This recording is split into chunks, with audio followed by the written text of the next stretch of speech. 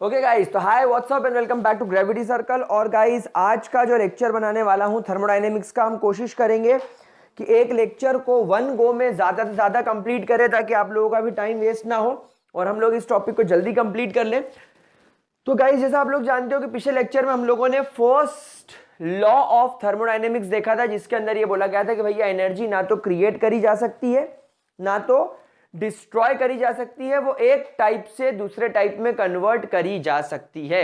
और हम लोगों ने एक एक्सप्रेशन पढ़ा था, that is delta U is equal to Q plus W, जहां पर delta U was the change in internal energy. Internal energy का मैंने आप लोगों को मतलब बताया था कि अगर आपके पास में एक रिएक्शन हो रही है, उसके अंदर मान लो एक मॉलिक्यूल इन्वॉल्व है, तो उसके अंदर बहुत सारे टाइप की एनर्जी हो सकती है। इलेक्ट्रॉन का movement, rotation, electronic energy, nuclear energy, kinetic energy, potential energy, बहुत सारी एनर्जीज होती है।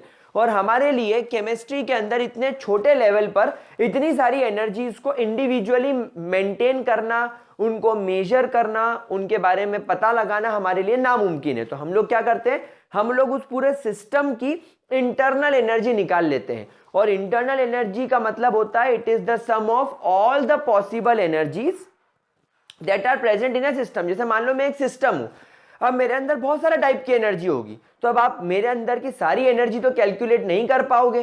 तो आप क्या करोगे, आप मेरी ओवरऑल एक एनर्जी कैलकुलेट कर लोगे, जिसको आप नाम दोगे इंटरनल एनर्जी। और वो internal energy sum of all the energy जो कि मेरी बॉडी के अंदर मौजूद है। अब सर उसको हम मैनेज कैसे करें, हम पता कैसे लगाएं कि आपकी इंटरनल एनर्जी क्या है। तो इंटरनल एनर्जी को कैलकुलेट करने के लिए हम दो चीजों का इस्तेमाल करते हैं, एक होता है आपका हीट और एक होता है आपका वर्क डन।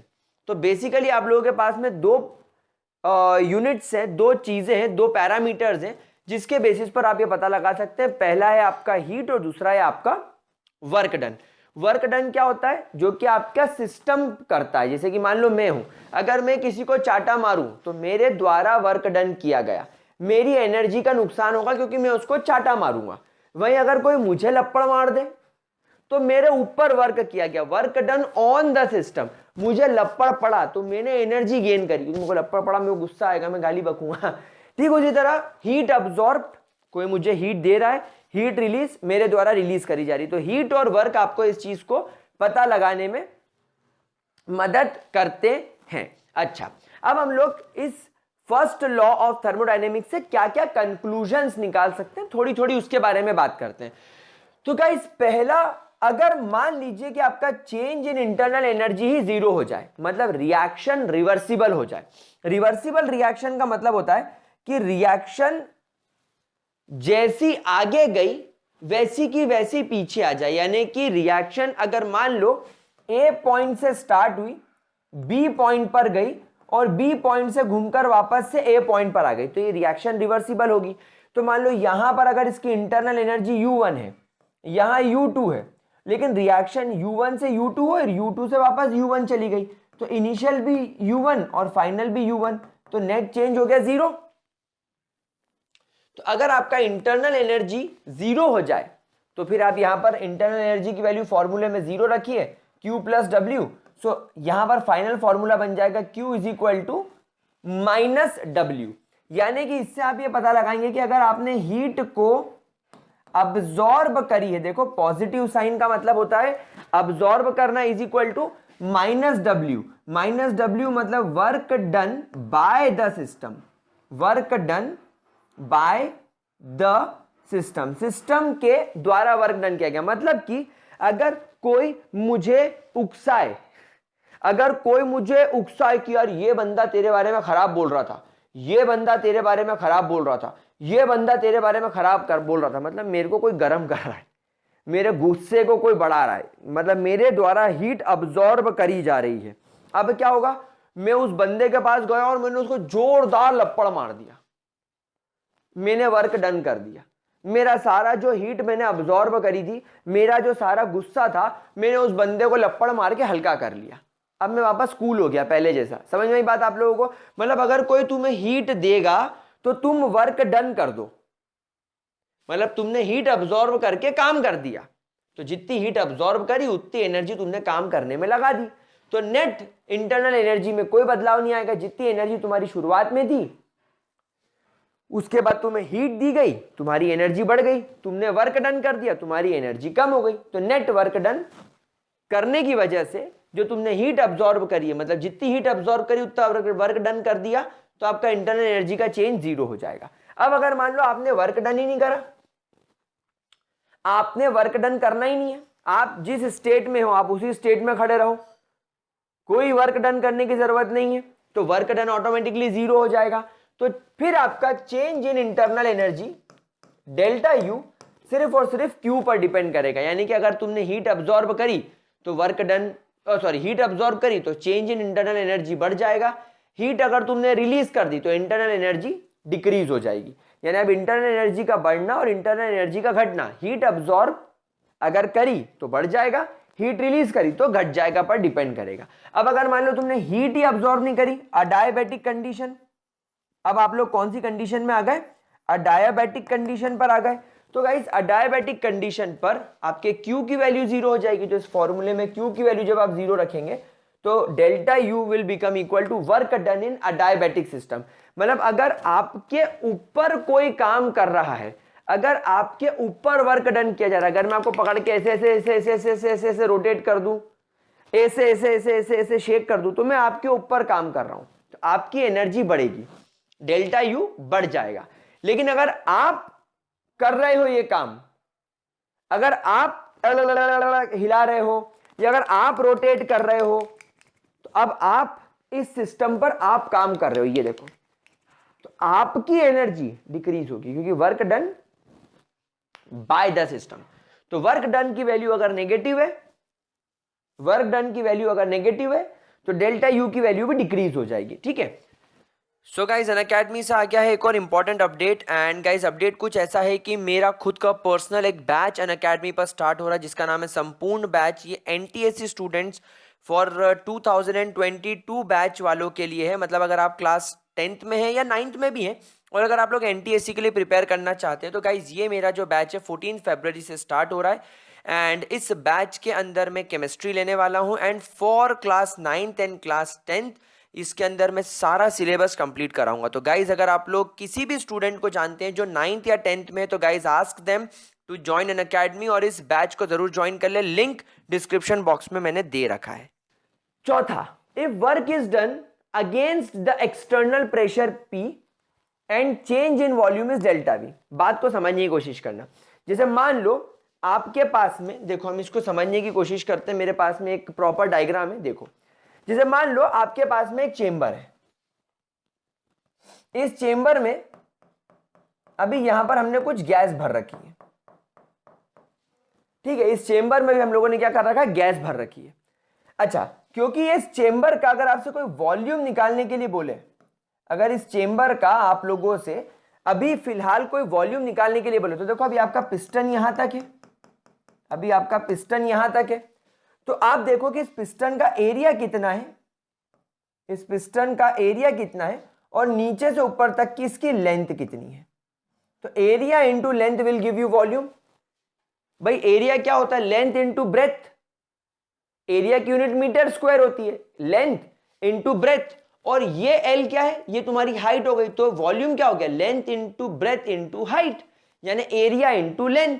ठीक है, अब हमने क्या करा, इस गैस ने थोड़ा काम किया। इस गैस ने, जो कि एक्सटर्नल प्रेशर आप ऊपर से P लगा रहे थे, मतलब अभी ऊपर का यहां का जो एक्सटर्नल प्रेशर है, यहां का भी जो एक्सटर्नल प्रेशर है वो P एक्सटर्नल के बराबर है। मतलब अभी इस पिस्टन पर ऊपर से एटमॉस्फेयर एक प्रेशर लगा रहा है, इस पिस्टन पर ऊपर से प्रेशर लगाया जा रहा है एटमॉस्फेयर के द्वारा और उसकी वैल्यू P एक्सटर्नल के बराबर है। अब हमारी गैस इस P एक्सटर्नल के अगेंस्ट काम कर रही है, ये इसे नीचे से ऊपर की ओर धकेलने की कोशिश कर रही है। और देखो इस गैस ने इस पिस्टन को थोड़ा सा धकेल के यहां तक पहुंचा दिया। अब आपका पिस्टन पहुंच गया है कुछ कुछ यहां तक, ये आपका पिस्टन इतना धकेल दिया गया है कि ये पीछे होके यहां तक आ गया। नाउ कितने डिस्टेंस ट्रेवल करा, ये DL डिस्टेंस ट्रेवल करा, यानी ये शुरुआत में यहां था, यहां से ये यहां पहुंच गया है, तो इसने कितना डिस्प्लेसमेंट शो करा, DL यानी कि बहुत छोटी वैल्यू है पर इसने DL शो करा। तो अब मुझे बताओ, ये जो नया वॉल्यूम इंक्रीज हुआ है, पहले तो वॉल्यूम यहां तक था जो आपने निकाल लिया A इंटू एल, लेकिन अभी आपने देखा कि थोड़ा सा वॉल्यूम एक्स्ट्रा इंक्रीज हुआ है, तो ये किसके बराबर है? dv।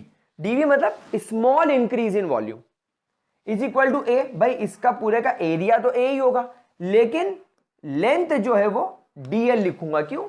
क्योंकि इतनी सी लेंथ बढ़ी, जरा सी लेंथ बढ़ी है, तो जितनी लेंथ बढ़ी है उतना मैं वहां लिख दूंगा।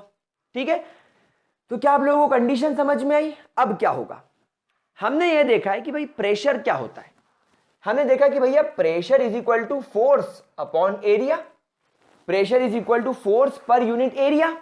तो हमने क्या करा, फोर्स को यहां कर दिया और एरिया को प्रेशर में मल्टीप्लाई कर दिया, तो ये हो गया प्रेशर इंटू एरिया। लेकिन यहां पर प्रेशर क्या है? प्रेशर तो P एक्सटर्नल है। आपका सिस्टम किसके खिलाफ वर्क कर रहा है? एक्सटर्नल प्रेशर के खिलाफ वर्क कर रहा है। यानी अगर मैं सिस्टम हूं और अभी मेरे आसपास एटमॉस्फेरिक प्रेशर 1 है, तो अगर मैं इसे धकेलने की कोशिश करूं तो मैं क्या कर रहा हूं? मैं वर्क डन कर रहा हूं। किस पर? ये एक्सटर्नल प्रेशर पर। मैं एक्सटर्नल प्रेशर पर वर्क डन कर रहा हूं, तो मेरा प्रेशर क्या है? External pressure multiply by area. तो ये मेरे पास में एक फॉर्मूला बनके तैयार हो गया। ठीक है, आगे बढ़े। नाउ वर्क डन क्या होता है?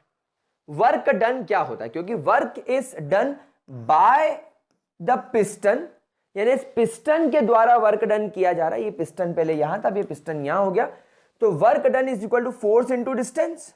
वैसे आप लोगों ने शायद फिजिक्स में इसको फोर्स इंटू डिस्प्लेसमेंट पढ़ा होगा, बट हम इसे फोर्स इंटू डिस्टेंस करेंगे। Work done is equal to force into distance. क्या ये बात समझ में आ रही मेरे प्यारे बच्चों? लेकिन आप एक बात देखो कि जब आपके पिस्टन ने वर्क डन करा, एक बहुत छोटी क्वांटिटी में लेंथ में बदलाव आया। लेंथ एकदम बहुत ज्यादा नहीं बढ़ गई, जरा सी लेंथ बढ़ी। सिमिलरली जो वॉल्यूम में बदलाव आया वो भी बहुत जरा सा आया। ये dv का मतलब क्या होता है? dv मतलब वेरी स्मॉल चेंज। अगर हम सिंपल v लिखते तो वॉल्यूम हो जाता, वॉल्यूम मतलब बड़ा चेंज, लेकिन यहाँ बहुत छोटा चेंज आ रहा है, तो यहां पर वर्क डन भी स्मॉल होगा, तो मैंने dw कर दिया, यानी very small amount of work done. तो very small amount of work done is equal to force. लेकिन फोर्स क्या है? Force is equal to pressure into area. अब आप यहां पर मुझे बताओ, मैंने यहां पर नेगेटिव साइन क्यों लगाया? Because work is done by the system, तो यहां पर वर्क नेगेटिव ही होना चाहिए। Work done should be a negative value, क्योंकि आपके द्वारा वर्क किया जा रहा है, तो आपकी बॉडी से एनर्जी का लॉस होगा।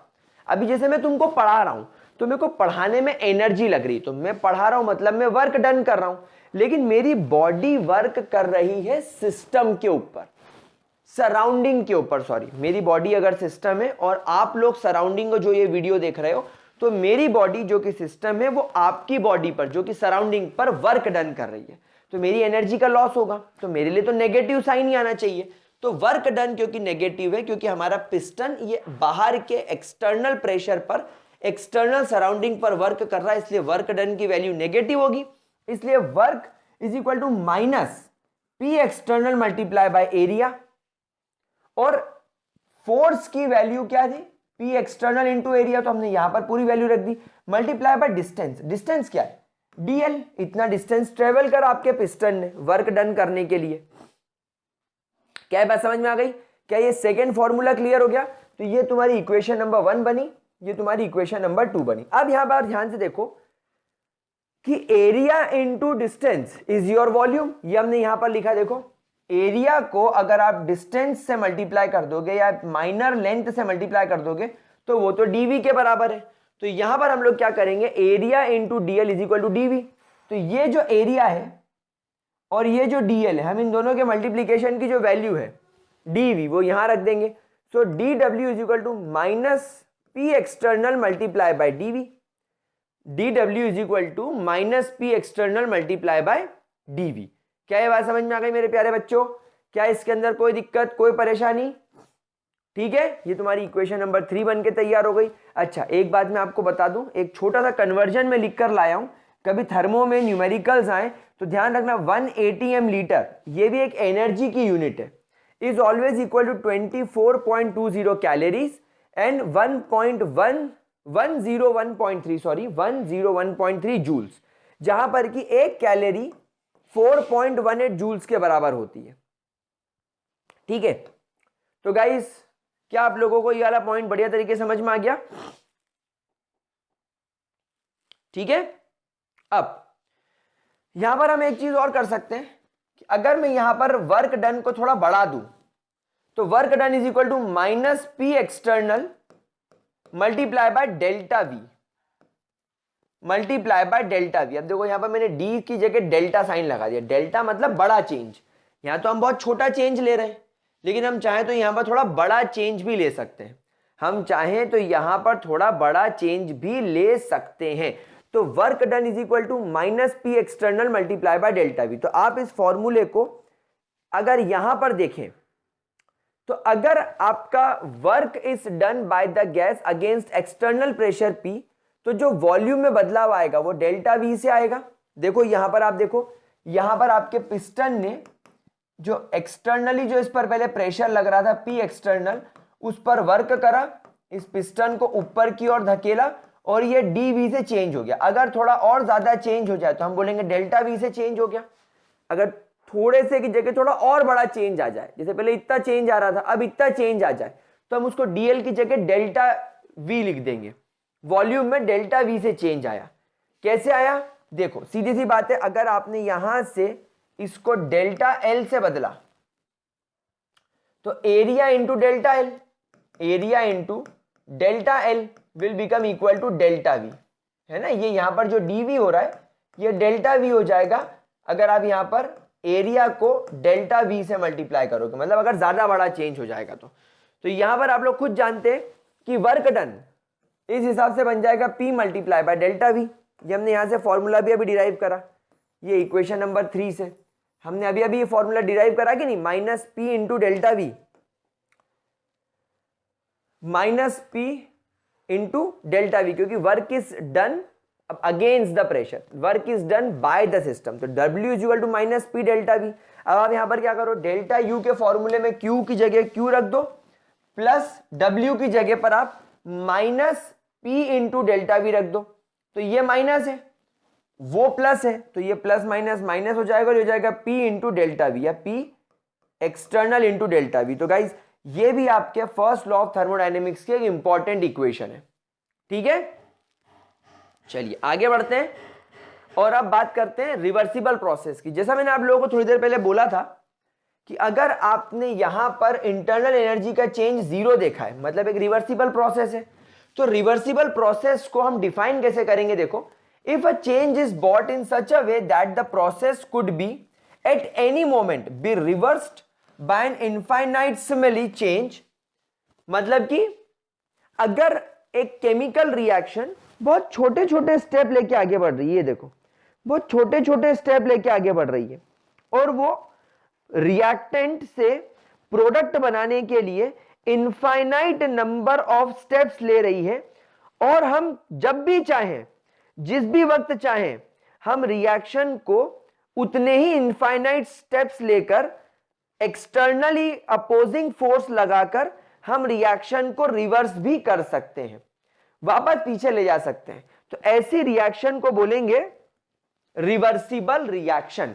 Those reaction which are taking place in infinite amount of steps, बहुत छोटे छोटे स्टेप्स में वो आगे बढ़ रही है, तो हम कभी भी एक अपोजिंग फोर्स लगाकर, एक अपोजिट ड्राइविंग फोर्स लगाकर उसको पीछे भी धकेल सकते हैं। तो ऐसी रिएक्शंस को reversible reactions, reversible process thermodynamics में बोला जाता है। अब ध्यान से सुनेंगे इस बात को, अब इस बात को थोड़ा ध्यान से समझने की कोशिश करेंगे कि let's relate the internal pressure of a system under reversible condition. जैसे मान लो आपके पास में एक सिस्टम है, जैसे मान लो आपके पास में एक सिस्टम है, ये मैंने एक सिस्टम बनाया, यहाँ पर एक पिस्टन लगा हुआ है और यहाँ पर आपकी कुछ गैस रखी है। तो ये गैस का अपना कुछ एक प्रेशर होगा, इन गैस का अपना खुद का एक इंटरनल प्रेशर होगा कि नहीं होगा? तो हम इंटरनल प्रेशर को रिवर्सिबल कंडीशन से को रिलेट करके देखते हैं। तो गाइज यहां पर हम एक काम करते हैं, that work done in reversible process, मतलब एक ऐसी केमिकल रिएक्शन जो कभी भी रिवर्स हो सकती है। जैसे यहां पर अगर मैं आपको इस डायग्राम के मदद से अगर मैं आपको एक बात बताऊं, तो गाइज इस डायग्राम को ध्यान से देखो, इस डायग्राम को आप थोड़ा ध्यान से देखो। मैं एक काम करता हूं, ये सब रब कर देता हूं क्योंकि आप लोग तो इसको ऑलरेडी लिख चुके हैं। तो ऑलरेडी लिखी हुई चीजों को हम लोग बार बार यहां पर ना देखें, हम इसको रब करते हैं। अब यहां पर देखो, यहां पर कुछ गैस पहले से भरी हुई है, ठीक है। गैस ने इसको यहां से यहां चेंज करा डेल्टा एल से। यहां का वॉल्यूम का फॉर्मूला होता है एरिया इंटू लेंथ।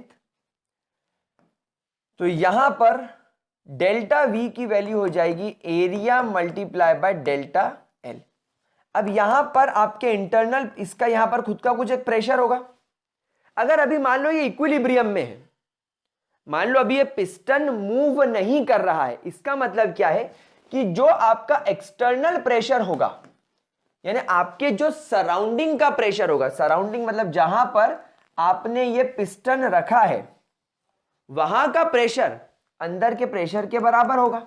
जब अंदर का प्रेशर और बाहर का प्रेशर बराबर होता है तभी तो ये पिस्टन मूव नहीं करेगा, अदरवाइज या तो ये पिस्टन ऊपर चला जाएगा या तो ये पिस्टन नीचे आ जाएगा। कैसे?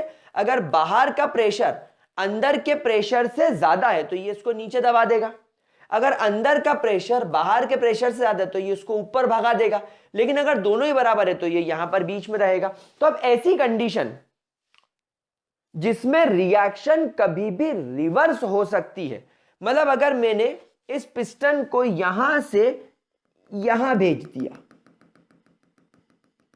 ये बस ये इतना सा चेंज करा अगर मैंने, तो इतना सा चेंज करने पर मैंने को कितना वर्क डन लगा होगा, मेरे द्वारा कितना वर्क डन किया गया होगा इस इनफाइनाइटली स्मॉल चेंज को करने के लिए। तो मैंने लिखा work done in reversible condition is equal to minus, भाई डेफिनेटली मुझे माइनस तो लेना पड़ेगा, P external multiply by dV का मैंने इंटीग्रेशन ले लिया। जब कभी भी हम इंटीग्रेशन लेते हैं तो हम वेरी स्मॉल चेंजेस के लिए करते हैं। यहां पर मैंने लिखा वॉल्यूम इनिशियल, एक लिमिट ले ली और दूसरी लिमिट ले ली मैंने वॉल्यूम फाइनल। ठीक है मेरे प्यारे बच्चों। नाउ ये पी एक्सटर्नल एक्चुअली होगा किसके बराबर, ये जो पी एक्सटर्नल है किसके बराबर होगा, ये पी एक्सटर्नल बराबर होगा internal pressure minus change in pressure, internal pressure minus change in pressure. मतलब कि अगर आपका इंटरनल प्रेशर थोड़ा सा चेंज हो जाए, जैसे अगर मान लो क्योंकि आप यहां पर वर्क डन कर रहे हो तो आपका इंटरनल प्रेशर थोड़ा सा बढ़ेगा, जब आपके सिस्टम के द्वारा वर्क डन किया जाएगा तो ये थोड़ा सा बढ़ेगा और बढ़ने के बाद इंटरनल प्रेशर और एक्सटर्नल प्रेशर बराबर हो जाएंगे। अब आपका पिस्टन मूव करना बंद कर देगा। तो हमें क्या करना पड़ेगा, हमें हमारे इस चेंबर के जो इंटरनल प्रेशर होगा, इस इंटरनल प्रेशर को एक्सटर्नल प्रेशर के बराबर करने के लिए हमने थोड़ा सा वर्क डन करा, हमने थोड़ा सा वर्क करा और वर्क करने के बाद अब आपका पिस्टन यहां पर आ गया, अब आपका पिस्टन यहां पर आ गया। अब यहां आने के बाद यहां का प्रेशर पी एक्सटर्नल बाहर के प्रेशर के बराबर हो गया। मतलब कि हमने थोड़ा सा वर्क करा जिससे कि हमारे इंटरनल प्रेशर में थोड़ा सा प्रेशर में बदलाव आया और अब हमारा प्रेशर इंटरनल प्रेशर के बराबर हो गया। अब आप मुझे एक बात बताओ, क्योंकि आपने यहां पर थोड़ा वर्क करा, थोड़ा सा प्रेशर आपने बढ़ाया तो आपके इंटरनल प्रेशर में थोड़ी कमी आ गई, हमारा इंटरनल प्रेशर थोड़ा कम हो गया। पहले हमारा इंटरनल प्रेशर ज्यादा था, ज्यादा प्रेशर होने की वजह से हमारे सिस्टम ने सराउंडिंग के ऊपर थोड़ा सा वर्क करा। देखो मेरी बात सुनना, जैसे मान लो मेरे में थोड़ी ज्यादा गर्मी है और इस बोर्ड में थोड़ी कम गर्मी है, तो डेफिनेटली मेरी गर्मी निकल के इस बोर्ड में जाना चालू हो जाएगी हायर लेवल से लोअर लेवल पर, और जब ये बोर्ड और मेरे बॉडी की गर्मी बराबर हो जाएगी तब ना तो मैं इसको गर्मी दूंगा ना तो ये मुझे गर्मी देगा। सिमिलरली अभी क्या हो रहा है, अभी एक्सटर्नल प्रेशर थोड़ा कम है मेरे इंटरनल प्रेशर के मुकाबले, यानी मेरा इंटरनल प्रेशर ज्यादा है और एक्सटर्नल प्रेशर थोड़ा कम है।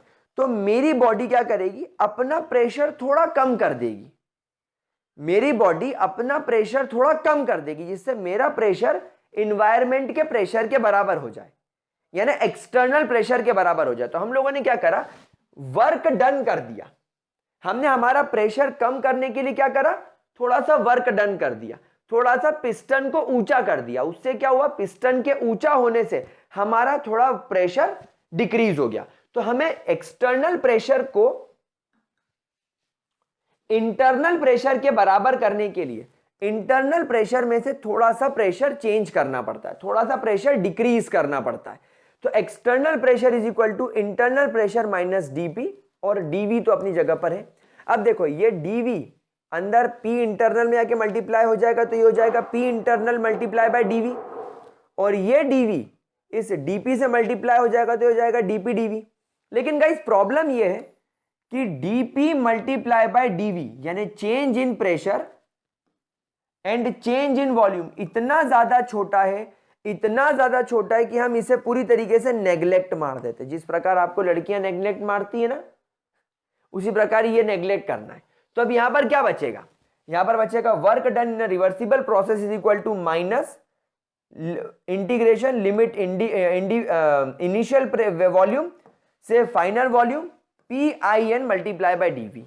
क्या आपको यहां तक समझ में आ गया, P I N multiply by DV. आगे बढ़े, ग्रेट। अब हमने क्या करा, हम लोग सब जानते हैं कि हमारी आइडियल गैस की जो इक्वेशन होती है वो होती है PV is equal to NRT, जिसमें कि आपका जो प्रेशर होता है, अगर मैं प्रेशर को यहां रखूं तो एनआरटी के नीचे वॉल्यूम चला जाएगा, तो ये हो जाएगा एनआरटी बाई वी। तो हमने क्या करा, ये जो आपकी इक्वेशन थी work done minus V I V F P internal multiply by dV, तो ये जो पी इंटरनल है इसकी जगह हम लोगों ने N R T by V कर दिया। तो यहां पर आ गया एन आर टी, और जैसे ही मैंने इंटीग्रेशन हटाया,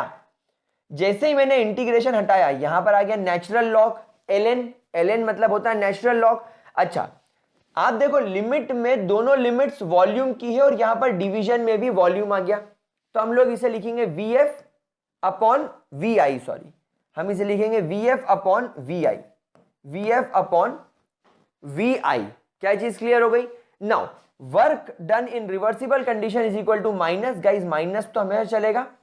अब अगर मैं इस नेचुरल लॉग को लॉग बेस 10 में कन्वर्ट करूं, तो हमेशा ध्यान रखना नेचुरल लॉग को लॉग बेस 10 में कन्वर्ट करने के लिए 2.303 से मल्टीप्लाई करना पड़ता है। तो यहां पर आ गया 2.303 NRT log base 10 V F upon V I. And guys ये है आपके इंटरनल प्रेशर का रिलेशनशिप, ठीक है, ये है आपके इंटरनल प्रेशर का रिलेशनशिप विथ रिवर्सिबल कंडीशंस। यानी अगर आपके पास में कोई ऐसी थर्मोडायनेमिकल प्रोसेस हो रही है जो रिवर्सिबल कंडीशन में हो रही है, और रिवर्सिबल कंडीशन में होने की वजह से आपको उसका वर्क डन पता लगाना है, तो work done in reversible process find out करने के लिए उस सिस्टम का आपको यह फॉर्मूला यूज करना है। और अगर सिस्टम रिवर्सिबल नहीं है, अगर सिस्टम इरिवर्सिबल है, तब तो आपको वर्क डन निकालने के लिए आपके पास में फॉर्मूला ही work done is equal to minus P external multiply by delta V. आप सिंपल ये वाला फॉर्मूला यूज करो और आगे बढ़ो। लेकिन अगर मान लो आपको ये स्पेसिफाई कर दिया जाए कि नहीं भैया रिएक्शन तो रिवर्सिबल है, तो फिर रिवर्सिबल प्रोसेस के अंदर फिर आप लोगों को ये वाला कॉन्सेप्ट ही यूज करना पड़ेगा। ठीक है, चलिए ग्रेट, आगे बढ़ते हैं अगले टॉपिक की तरफ, free expansion. Now guys free expansion का मतलब क्या होता है। फ्री एक्सपांशन का मतलब होता है कि जब आपकी गैस पर कोई रोक टोक ना हो।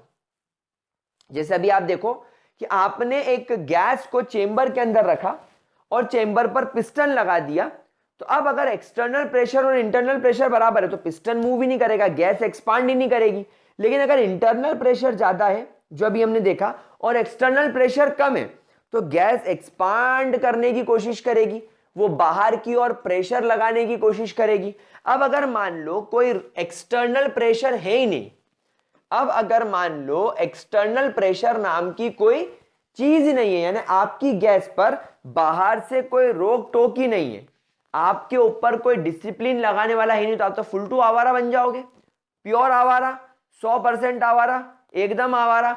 तो तुम्हें कोई रोकने वाला ही नहीं रहेगा। जैसे मान लो हमारे यहाँ पुलिस नहीं है, आर्मी नहीं रहे, तो कोई रोक टोक ही नहीं रहेगी। जिसकी मन पड़ेगा वो चोरी करेगा, जिसका मन करेगा वो मर्डर करेगा, जिसका मन करेगा जो वो करेगा।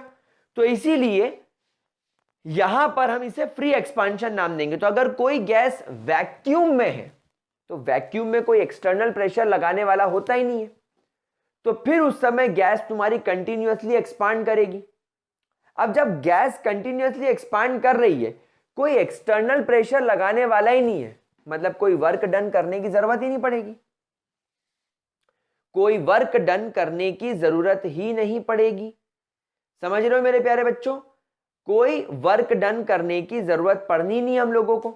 मतलब कि ये जो वर्क डन होता है minus P external multiply by delta V, minus P external multiply by delta V, तो क्या होगा, आपको यहां पर पूरे के पूरे इस वैल्यू को इग्नोर करना पड़ेगा क्योंकि वॉल्यूम भी कांस्टेंट रहने वाला है यहां पर।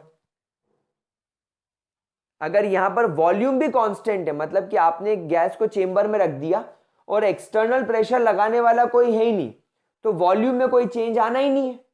अगर आपने गैस को एक सिस्टम के अंदर रखा है, मतलब अब आप क्या सोच रहे थे कि आपने गैस को एक यूनिवर्स में ओपन छोड़ दिया, तो ओपन गैस तो यूनिवर्स में बिना वैक्यूम के एक्सपांड करती जाएगी, उसका वॉल्यूम तो लगातार बढ़ता जाएगा। लेकिन यहां पर हम ऐसा नहीं कर रहे, यहां पर हम लोगों ने गैस को एक चेंबर के अंदर रखा है और उस चेंबर के अंदर हमने एक्सटर्नल प्रेशर खत्म कर दिया, यानी गैस का जो चेंबर है उसमें हमने वैक्यूम क्रिएट करके गैस को रख दिया, तो वहां पर वॉल्यूम उसका कांस्टेंट रहेगा। तो अगर वॉल्यूम कांस्टेंट रहता है, गाइस मैं टॉपिक कंप्लीट कर देता हूं, अगर वॉल्यूम यहां पर कांस्टेंट रहता है तो there will be no change in volume, delta V हो जाएगा जीरो, यहां पर डेल्टा वी हो जाएगा जीरो, तो पी एक्सटर्नल, क्योंकि यहां पर पी एक्सटर्नल भी जीरो है क्योंकि आप वैक्यूम में काम कर रहे हो, और तुम्हारा डेल्टा वी भी जीरो है, तो ये पूरी की पूरी वैल्यू जीरो हो जाएगी, this complete value will become equal to zero. तो यहां पर चेंज इन इंटरनल एनर्जी सिर्फ क्यू वी के बराबर रहेगा, that is heat supplied at constant volume. मतलब अब अगर आप उस सिस्टम की इंटरनल एनर्जी चेंज करना चाहते हो, तो आप जितनी हीट दोगे या जितनी हीट लोगे उस हिसाब से चीज काम करेगी। मतलब अगर आपने ज्यादा हीट दे दी तो इंटरनल एनर्जी बढ़ जाएगी, अगर आपने कम हीट दे दी तो इंटरनल एनर्जी कम हो जाएगी। तो ये है आपका फ्री एक्सपांशन का डेरिवेशन, जरा इसको नोट करो फिर आगे बढ़ते हैं।